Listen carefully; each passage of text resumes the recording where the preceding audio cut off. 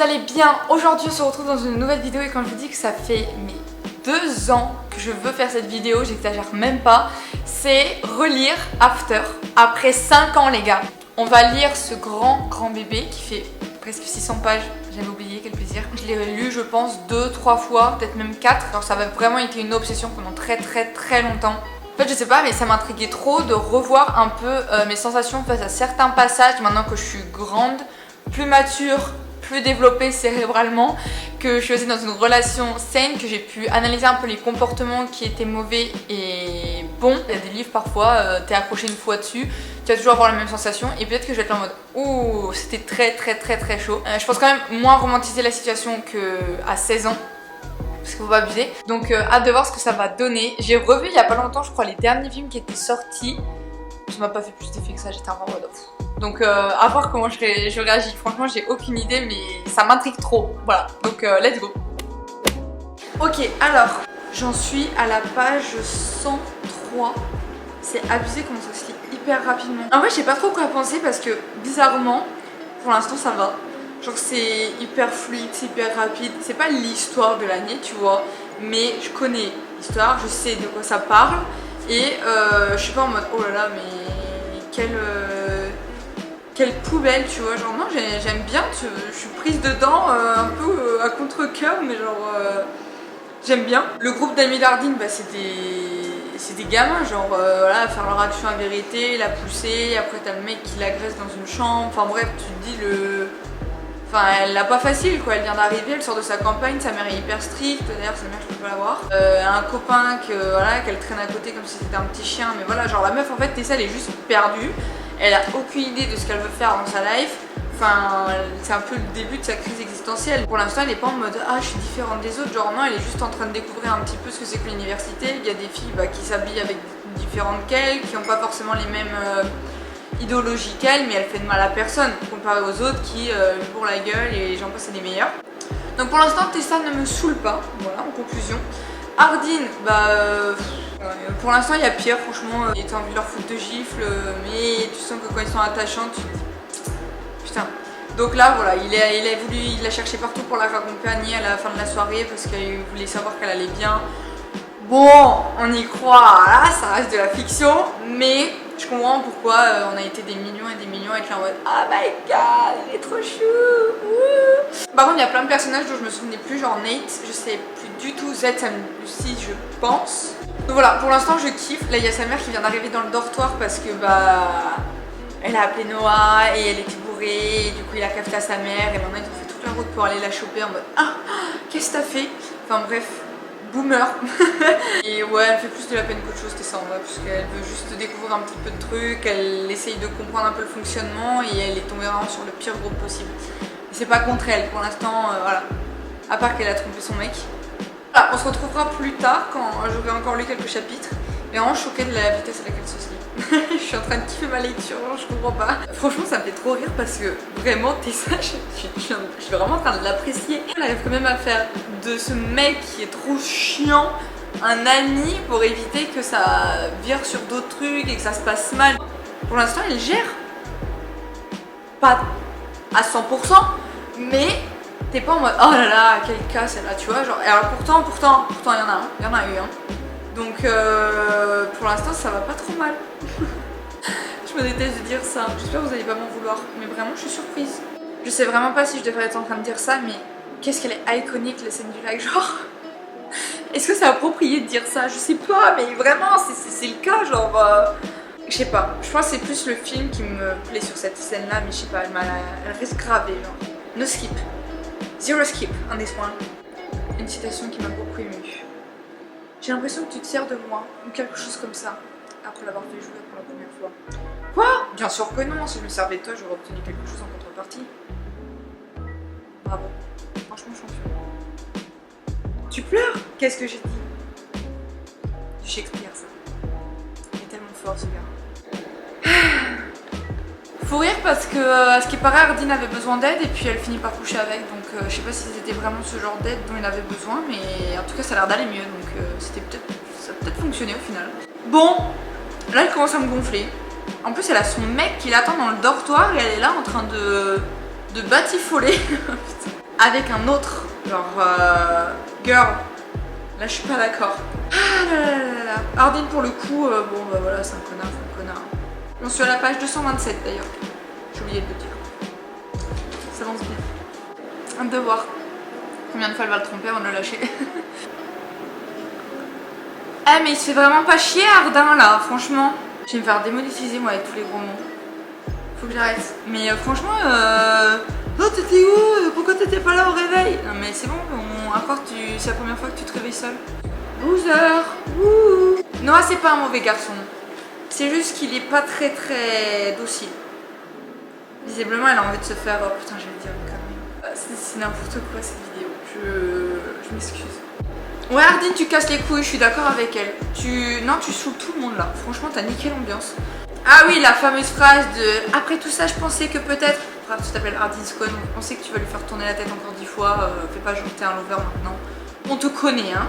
Ouais on te connaît. Bon Steph, elle est pas si mauvaise dans ce tome là. Parce que vous en faites pas, je sais, on se sache. Mais pour ce tome là, elle est pas nullissime non plus. Juste chiante. Je suis sérieux, je ne veux plus la voir. Si je la vois, je la détruis. Les paroles d'un grand homme. Ça se voit qu'à 19 ans, il sait gérer ses émotions. C'est ça qui est cool aussi dans ce genre de roman. Il y a vraiment de l'évolution psychique. Beaucoup de travail sur soi. Ça se sent jusqu'ici. Qui aurait deviné qu'il y aurait une autre soirée un peu douteuse? Pas moi. J'aurais jamais deviné ça moi. Encore une occasion de faire de la merde? Alors là, franchement, si on me l'avait dit, j'aurais pas cru. Qu'est-ce qu'elle va faire cette fois comme connerie? Moi qu'elle est célibataire, ça peut peut-être aller... Ça peut peut-être être moins grave, je sais pas. Donc oui, je suis choquée là. Genre c'est vraiment que du smut. Il y a que du smut. Ça arrête pas une seconde. Genre je sais pas si vous voyez, j'ai plié toutes les coins des scènes. Mais c'est toutes les 5 pages.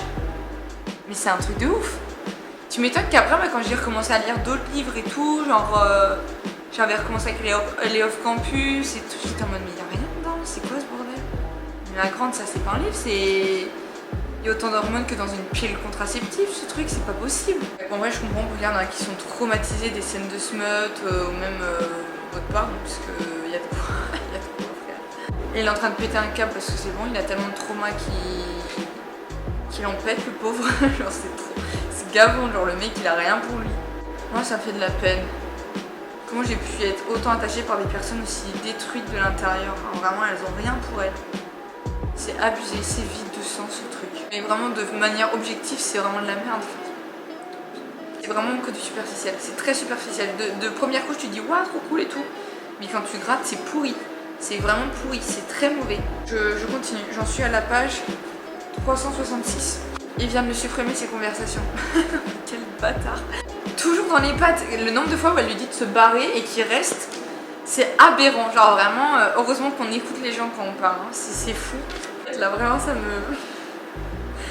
Ok, j'en suis du coup à la page 615. Ils viennent de coucher ensemble pour la première fois. Non, je suis blasée. Genre, ça fait trop bizarre genre de passer à une lecture que j'ai tellement kiffé la première fois que je l'ai lu et j'étais à fond dedans. À maintenant, à presque 21 ans, le relire et de se rendre compte qu'en fait c'est pourri le truc. Enfin c'est trop facile en fait de mélanger des petites actions où tu te dis il cache ses émotions parce qu'il sait pas les gérer mais en vrai il l'aime beaucoup, à ce qu'en fait non, il a un comportement de manipulateur, de menteur, de mec qui est pas du tout sain dans sa tête, ni avec les autres. Genre le mec est sournois, il est vraiment mais une ordure. Mais à côté, tu sais, la Todd elle nous met des petits trucs comme mode oh, il se souvient de ça, il se soucie d'elle. En fait, ça fonctionne pas comme ça. Tu te dis, ah bah oui, c'est normal, oh, c'est mignon, alors qu'en fait, pas du tout. Genre, les deux, en temps normal, n'ont jamais à se croiser. Là, c'est de la fiction, quoi. Genre. Ça, dans la réalité, je pense que c'est le pire red flag. Mais vraiment le pire red flag. Mais là, tu mets des petites touches de green flag un peu ici, par là, comme si ça allait rendre la chose acceptable. Et quand on est jeune, on s'en rend pas compte, on se dit bah ouais, ok. Sauf qu'en fait, pas du tout. Pas du tout, Maros. C'est... Non. Alors si tu veux en aller simple en thérapie, fuis.